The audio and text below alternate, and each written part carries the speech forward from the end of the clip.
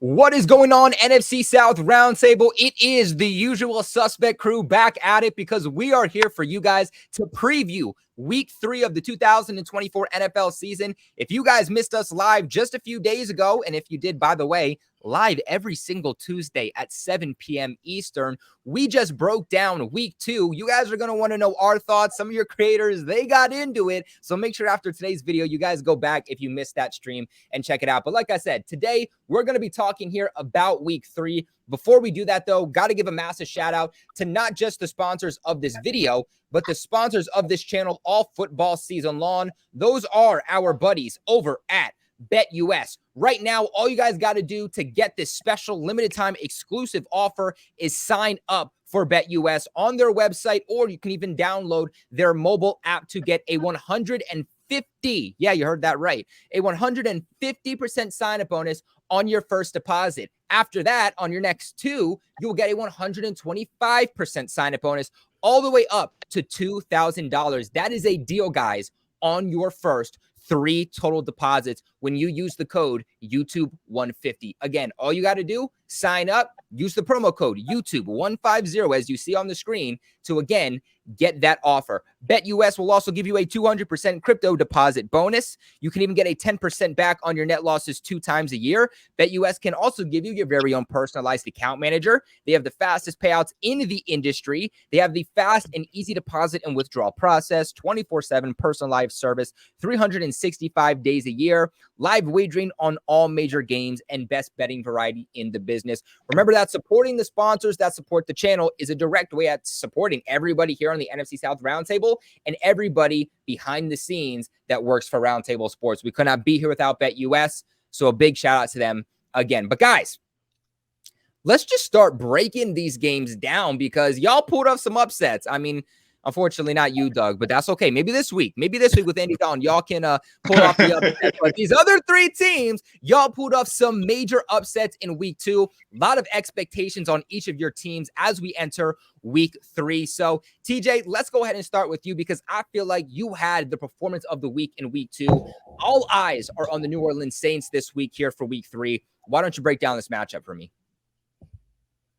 Yeah, well, the Philadelphia Eagles is going to be a tough outing. The Saints always seem to struggle against these mobile quarterbacks. I just think about Josh Dobbs, how he just turns into Lamar Jackson and Michael Vick at the same time.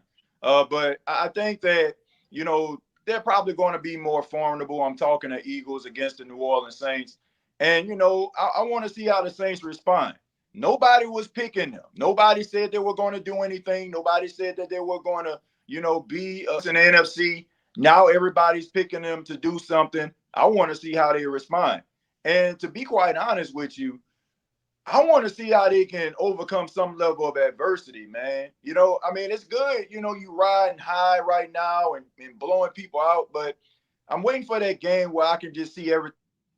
You have to figure some things out. Not just going out there blowing anybody out. And I think this may be the game. I think that the Philly matches up really well. They have some guys that are really fast. They got some speed at the linebacker position that could possibly stop the run.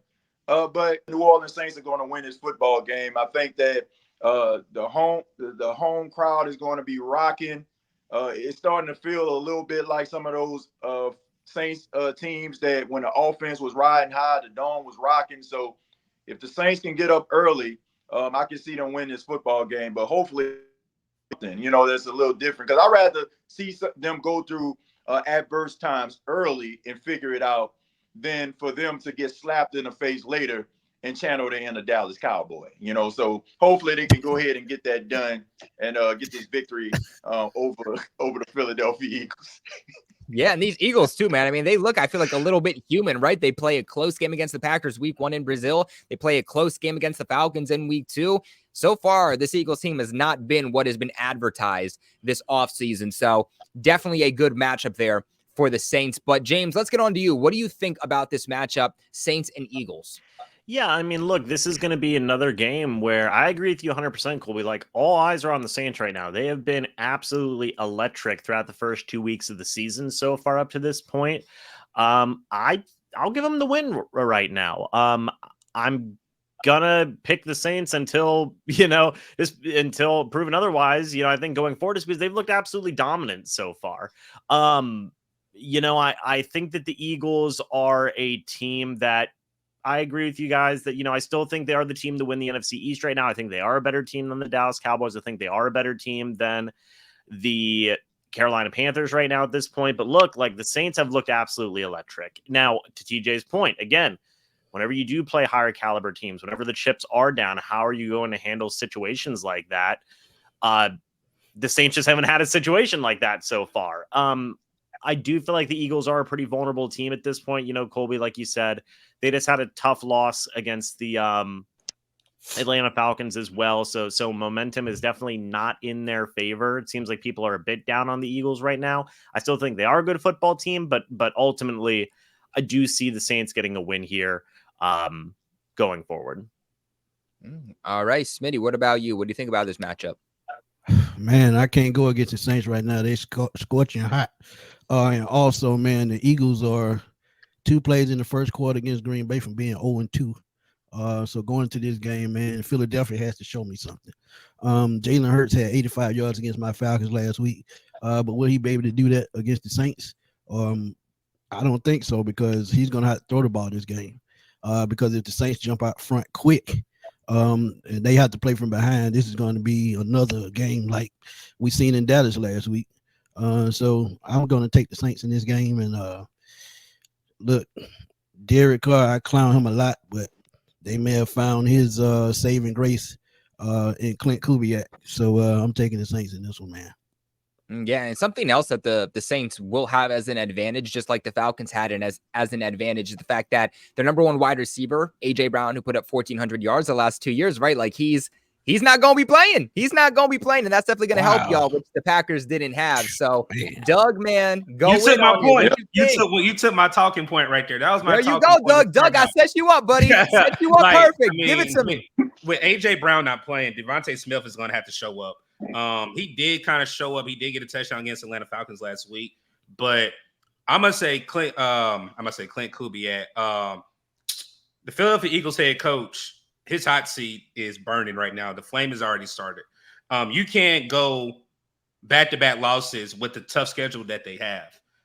This game, like Jalen Hurts said, that they're a player-driven team. Yes, they have coaches, but this team is led by their players. The players are going to have to show up. That defense is going to definitely have to keep Derek Carr and apply pressure. When Derek Carr is able to just sit back there, you look at when they played Carolina, you look at whenever they played Dallas Cowboys, he was really untouchable. And when he's untouchable, Derek Carr has one of the best arms in the league. I do think TJ and them are still going to sit on that high horse early of the season, but I think it can be a field goal game. But right now, with that home field advantage that I've actually been able to witness, I do think the Saints pull it out. But I do think it's a field goal game, and it just depends on how the game goes. All righty. So it looks like the Saints, they're getting their respect, and they're definitely favored here in week 3 against the Philadelphia Eagles. Now, James, let's go on over to you. What do you think about your Buccaneers here heading into week 3? Yeah, I mean, look, they're coming off of a huge upset win over the Detroit Lions. I think that that's great. In week 3, you're facing the Denver Broncos, but also a familiar face in Sean Payton, TJ's former head coach over there with the New Orleans Saints, a guy who had the Bucs number time and time and time again for the longest time, right? And look, just in my experience as a Bucs fan, as a Bucs content creator with Sean Payton, the dude's crafty, right? But the Broncos still find themselves in a rebuilding phase right now. Bo Nix is their starting quarterback. He hasn't necessarily looked too impressive throughout the early portions of the season so far. The Bucs have a lot of momentum on their side, and the Broncos are still trying to figure some things out. Now, I'm not going to say by any means this game's going to be like a slam dunk or anything like that, because again, Sean Payton is Sean Payton, and he gives me fits every time I see him ever. So I do think that he will cook up some things, but ultimately I do think the Bucs will win this football game. All right, short, simple, and to the point. I mean, could you imagine the Broncos starting 0-3 after the amount of fight that they had? Definitely a favorable matchup, I would say, for the Buccaneers, and I love that for you, James. Smitty, what do you think about the Buccaneers matchup for the week? Keep it short and sweet. I won't trust no rookie quarterback against that defense. Point blank, period. I don't care if they hurt or whatever. That defense, man, even with the way they're coaching, I'm still taking the Bucs in this one big. Then you have to look at Baker Mayfield on the other side of the football. I think Chris Godwin and Evans will have a big game. Both guys will have 100 yards this week. So I'm taking the Bucs all day. And yeah, Chris Godwin through 2 weeks. My God, that man is just popping off in a way that I was not expecting. My Lord. Doug, why don't we go on over to you? What do you think about the Bucs here, week 3? Quick and sweet, like Smitty said. He said Godwin and Mike Evans. I think Mike Evans will have a 100-yard game. He didn't have it against the Detroit Lions, but I do agree with him. I do think Godwin and Mike Evans will have a big game against the Denver Broncos. Sean Payton really should be an analyst like he is. I think his coaching style and coaching, days are over. Bo Nix is a rookie. I think any rookie quarterback that's coming out right now that we can see, if they don't have really that experience, you can throw the kitchen sink at them and they're going to be a deer in headlights. Right. I have the Bucs by 10+. Ooh, all right. Bo Nix like 30 though, right? It should be. Y'all should be able to definitely come out with this win, no problem. But TJ, what do you think about this? Yeah, I think the Tampa Bay Buccaneers are going to win this football game. I think that it's tough for a young rookie quarterback to go up against a Todd Bowles defense. And as far as Sean Payton is concerned, I mean, he's learning the same thing that Bill Belichick learned. I mean, it's hard to replace a legendary quarterback. And, those guys won a lot of games together, Sean Payton and Drew Brees. And also, I know James mentioned that Sean Payton has had Tampa's number, but he had a certain defensive coordinator who is not a head coach of the Saints right now, and Dennis Allen. He was the linchpin. So as far as I'm concerned, you don't have him. You got a decent defensive coordinator, but I don't think it's going to be enough. I expect for the Tampa Bay Buccaneers to move on, to 3-0, excuse me. Looks like everybody has the Buccaneers coming out of week 3, continuing to be undefeated. A lot of expectations clearly on that team. But Smitty, let's go on over to you. Clearly, your Falcons here. They come off with their first win against the Philadelphia Eagles on Monday Night Football. Talk to me about this matchup for them in week 3. Man, this is going to be a real good matchup, man, coming off a win in Philadelphia. I think it's going to get the Falcons a little bit of momentum. And also, the Chiefs are nicked up just a little bit. They did sign Kareem Hunt today, and he knows the system. He has to get acclimated, but I think he can get acclimated a little bit faster. As I look at what they're going to have to do on defense, Jesse Bates is familiar with Patrick Mahomes, and so is Justin Simmons. So I think both of those safeties are going to be key in this game with keeping everything in front of them, keep the short passes, keep the game as a short game. And what I mean by that, cover Travis Kelce the best you can. Keep him out the game, knock him out the game fast. They do have Xavier Worthy, who's a speed guy, but I feel like if you physical with him at the line of scrimmage, I feel like that knocks him off just a little bit and throws him out of rhythm. So in that aspect, I think the defense, I think they'll be just fine. Offensive wise, with this pass game, the way it showed up last week in the clutch, 241 yards by Kirk Cousins, I think he will be able to throw the ball this game as well. And we saw the Bengals tight ends last week eat a whole lot against that Chiefs defense. What did that tell you? Kyle Pitts should be able to do the same thing. He's more athletic. He's 6'6", 250. And I think going forward in this game, I think Kyle Pitts is going to have to be the focal point, even though I know they need to run the football to open up the middle of the field. So look for them to run the football like they did last week. And look for Kirk Cousins to find Kyle Pitts early often. And I think the Falcons have a great chance to win this football game. Yeah, even Matthew Judon with some experience against the Chiefs with his time with the Patriots and, even his time with the Ravens. And hopefully this just isn't a game where week or 3 weeks in a row for the Chiefs, it comes down to them getting free calls from the refs. I really hope that doesn't happen for the Falcons, man. I really hope that would be annoying for every other team in the NFL. But Doug, why don't you give me your thoughts on this Falcons matchup against the Super Bowl champions? Like you said, the Super Bowl champions, I think it's going to be a defensive game. with the way the defense played the Philadelphia Eagles in Philly, if this game was in Arrowhead, I think it would be a very tough task for the Atlanta Falcons. But I do think it's going to be a defensive game. Which defense can break or, it's going to bend but don't break. And whoever gets that, that spectacular play or, get a run, which Bijan and whoever's going to come out. I don't know if Piron's going to start. That's going to be interesting, who starts at the running back position. But I do think it's going to be a defensive game. But right now, like you said, the Chiefs have the refs hand in their pockets. So I'm going to go with the Chiefs, though. But I would not be surprised if the Atlanta Falcons do win at home on Sunday night. If they do, and Kirk Cousins keeps that momentum up like he had against the Philadelphia Eagles on Monday night, Smitty might be right. It only took, Kirk Cousins 3 weeks to get back in game shape. TJ, what do you think about this matchup? Well, I think that the Kansas City Chiefs are going to win this game. Not that the fact that I feel like Atlanta not going to be prepared. I just look at the Atlanta Falcons, and yes, they have improved as a football team, but I feel like they are not there just yet. I think that it kind of reminds me of like when Tampa first got Tom Brady. You start to see like some positive nuances, but it took them a while in order for them to gain steam. And then right after that bye week in Tom Brady's first year, they didn't lose another game. I feel like they're almost there. Even Kirk Cousins said after the game, he said he wasn't where he needs to be. So I think that it's going to come with time. But I do think that this game is going to kind of help and shape them.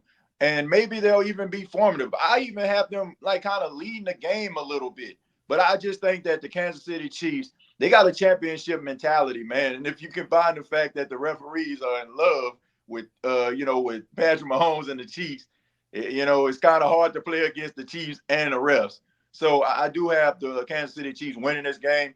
But I think that this might be the game of the weekend, man. I think that this is the game where people are going to – I think that Atlanta's going to show the world that, they're on the up, they're on the uptick here. But, on the uptick, sometimes you go up against some of those teams that have been battle scarred and they got to kind of, beat you around a little bit, But I think that it's going to be I think they're going to be formidable in this game. But I just think the Kansas City Chiefs are going to win. All right. And James, what do you think about this one? Yeah, I was a little bit torn here. I am also going to give the Kansas City Chiefs the win here, but it wouldn't surprise me if the Falcons won. I feel like the biggest battle of this game is going to be the Atlanta Falcons defense versus the Kansas City Chiefs offense, right? And then for the Falcons offensively, look, if they want to win this football game, they've got to control the ball, right? You cannot give Patrick Mahomes and the Chiefs a lot of opportunities. I think the injury to Isaiah Pacheco, their starting running back, is a pretty big loss for them offensively. I think that he's a pretty underrated running back in this league and what he does for them. I also think that means that Kansas City is going to try and go crazy and take some chances with Rashee Rice out there. Xavier Worthy's a very fast player. Travis Kelce does Travis Kelce things. They're going to try and get Mahomes going as much as possible. So to Smitty's point, and to, some of the other guys' points, Judon's going to have to be on it. The secondary is going to have to be on it with Jesse Bates and AJ Terrell and all these guys, right? Like that defense is really going to have to sink in. And look, you can never fully stop a Patrick Mahomes-led offense, but try and stop the damage as much as you can. And then on offense, look, you've got to run Bijan Robinson. You've got to run Tyler Algier. You've got to get Kyle Pitts going across the middle. You really need to have long, sustainable drives in this game just to keep Kansas City and Patrick Mahomes as far away from the football as you can for as long as you possibly can. That's going to be Atlanta's, overall path to victory, in my opinion. But like you guys said, it is the two-time champions right now. It's hard to pick against those guys. They do seem to get a lot of calls, and, I just have them winning right now. I do think Atlanta has a chance to win this game. Like I said, it wouldn't surprise me if they won this game, but I'm still going to go with the Chiefs. Still going to go with the Chiefs. All right. And Doug, why don't you break down this final game for us? You guys are going against the Raiders who, They just pulled off the upset. Against the Ravens, but you guys do have Andy Dalton stepping in, so maybe a little bit of extra hope with a new identity. Uh-oh. That ain't nothing, man. I'm gonna keep it a whole thing, man. For me, I think like we said, during the NFC South Roundtable, Andy Dalton is there, but I think you will see a more offense that will move the ball. One thing we weren't able to do with Bryce right now, not putting that blame on Bryce, is we were not able to move the ball. One bright point is I think Chuba Hubbard will have his first 100-yard game this week. He definitely looked good against the Chargers. I do think we will put up points, but it's not going to be like what people think. If we come out with a win, we come out with a win. But when you have Max Crosby on the other side and you have that defense, Antonio Pierce, who is a defensive coach, defensive-minded coach, I think that defense is going to try and see. Andy Dalton didn't play in the preseason, so he's definitely going to be rusty. That's one thing people have to understand. He did not play in the preseason, and whenever we had training camp, he was very, lax. You had Plummer, you had Bryce, and then you had Luton taking reps. Andy Dalton wasn't really getting reps out there, so he's going to be very rusty. But if I had to give a score, I would say 23-20. I'm going to say Raiders. I'm going to be honest. If we win 23-20, I'll be happy. But right now, I'm so defeated with the team. Like, I have to see it from my own eyes first. I know TJ, I know James, I know Smitty are probably going to take the Raiders. But for me, being a Panther fan, I had to see it from my own eyes. I love this team. I think, Dan Morgan, Dave Canales are trying to do something, but it's so many holes on this team outside of quarterback that is going to show on Sunday. But I do think we'll put points up. And again, I'm going to take Raiders 23-20. Respect, Doug. I like that. Real with yourself, real with the others. Respect, buddy. TJ, what you think about this? I think that you're going to see more fight out of the Carolina Panthers. Look, man, when guys know or feel like they ain't got a chance to win, that does mess with them psychologically. And what you have in Andy Dalton is a veteran guy who has played a lot of games, started a lot of games in the National Football League, and has shown that he can bring stability to the quarterback position. I mean, I know firsthand when he was quarterbacking the New Orleans Saints. I mean, there was some good, there was some bad. But these wide receivers know that they're probably going to get the ball on time. The running game, they feel like if they do their job, they have a chance to win. And some of the defensive players that are bright spots, they'll probably step up in these moments, right? Because they feel like they actually have a chance to win. I think that you're going to see fight. I think you're going to see grit. I think that you're probably going to see a Raiders team that's probably going to underestimate the Carolina Panthers because they've been hearing all week or for the last 2 weeks how terrible they are. So you actually have that going for you. But I do think the Raiders are going to win. But I think that Carolina Panthers fans are going to walk away from this game probably a little bit more optimistic and maybe be willing to pay that $1.87 to come to the game. Hey, hey, man! All right, they can use that, man. Wow. The Panthers could use some extra cash in their pockets right now. Man, So best case scenario. James, what do you think about this matchup for the new Panthers? Man, I mean, look, you made the change to Andy Dalton. We'll see how that goes for the offense going forward. I think that Dave Canales will work better with a veteran quarterback in Dalton who might be able to run his offense better versus Bryce Young. Again, I talked about the Derek Brown injury from a couple weeks ago and how that was really just killer for them. But I do think you'll see Deontay Johnson get a bit more. I think you'll see Adam Thielen get a bit more. Honestly, like you've seen some moments from the run game with Chuba Hubbard, especially, and a little bit of Miles Sanders in there get going. Doug said that, we were all going to pick the Raiders, but I'm picking the Panthers. What? Yeah, Whoa. we're here. We're here. I think, listen, call it an upset. An upset. Listen, the Raiders are one of the more vulnerable teams in the NFL, in my opinion. They got Gardner Minshew in there, quarterback. Look, man, I don't know. Maybe the quarterback change is going to ignite the Panthers here. The Red Rifle. Look, is he the flashiest name in the world? No, but he's a playoff guy. He's been to the playoffs before. He's won some games in this league. And you know what, man? I have the upset here. Call me crazy, call me whatever, but I'm going to take Carolina in this one. I'm definitely gonna call you. I'm definitely gonna call you after this game. Someone's got to do a wellness check. Man. I just got to see it to believe it. That's all. See it to believe it. Smitty, what about you? You got to see it to believe it, or what? Talk to me. I'm gonna make it even. I'm going with the Raiders on this one, man, because as I look at it, I'm taking that Raiders defense, man. Max Crosby is a man possessed, and I think he's going to take over at the line of scrimmage. I can see him having 3 sacks this game, and yeah, they got a quarterback on the center that can get these wide receivers and playmakers to football. But at the end of the day, how much confidence do they have in Andy Dalton? That's something that I have to see. If they can play well this game and keep up with the Raiders, I might change my tune next week. But this game, I'm not going to underestimate Max Crosby. And he has Christian Wilkins at that nose tackle position to help him out. So I'm taking the Raiders defensive line to dominate the Panthers offensive line in this one. Like I said, Max Crosby 3 sacks. I'm taking the Raiders in this one. Hey, Kobe, let me say this, though. You say that, though, but real quick, Smitty, our offensive line is number 5 in the league right now. They're not getting up a lot of sacks. They're not getting up a lot of sacks. So that's an interesting point that you think just because Bryce is in there, they're going to give up sacks. But I'm gonna keep that. I'm gonna write that down. But you got to think they got to get in tune with Andy Dalton.